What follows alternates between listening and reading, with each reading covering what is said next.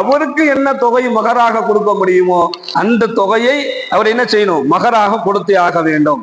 மேலும் எந்த அளவுக்கு ஸல்லல்லாஹு அலைஹி வஸல்லம் அன்னவர்கள் மகர வலியுறுத்துறாங்க அப்படின்னு சொன்னா, மகர் என்பது காசு பணம் பொருளாதாரத்தை மட்டும்தான் கொடுக்கணுங்கிற நோக்கம் இல்லை.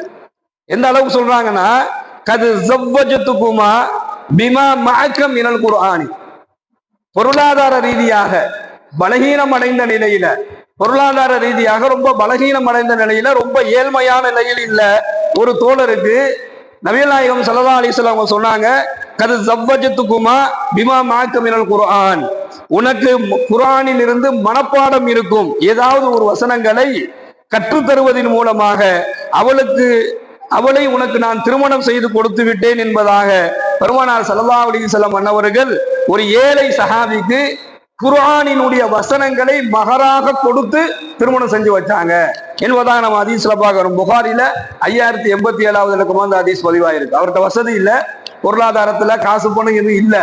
அப்ப ஸல்லல்லாஹு அலைஹி வஸல்லம் அன்னவர்கள் குர்ஆன்ல உனக்கு என்ன தெரியும்னு சொல்லி கேட்டாங்க.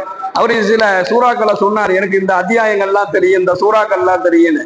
அதை மகராக அந்த மணப்பெண்ணுக்கு கற்றுக் கொடுக்குமாறு சொல்லி, அதை நான் உனக்கு என்ன செய்யறேன், மகராக பெற்றுக்கொண்டு உங்களுக்கு நான் திருமணம் கொடுத்து விட்டேன் என்பதாக திருமணத்தை நடத்தி வச்சிருக்கிறாங்க. அப்போ மகருக்கு இதை கூட என்ன செய்யலாம், குர்ஆனில் இருக்கக்கூடிய ஒரு சூறாக்களையோ அதை கூட ஸல்லல்லாஹு அலைஹி வஸல்லம் அவர்கள் மகராக கொடுத்து, கல்வியையும் குர்ஆனினுடைய வசனங்களையும் கூட மகராக கொடுத்து திருமணத்தை நடத்தி வச்சிருக்கிறாங்க. ஆக மொத்தம் மகர் இல்லாமல் திருமணம் இல்லை அப்படிங்கிறத ரொம்ப தெளிவா நம்ம விளங்கிக்கிறோம். மகருக்கு தொகை என்கிறது என்ன செய்யறது, மகரை சுமையாக நினைச்சு கொடுக்கிறது என்கின்ற நிலையிலிருந்து இஸ்லாமிய சமூகம் வெளியில வந்தே ஆகணும்.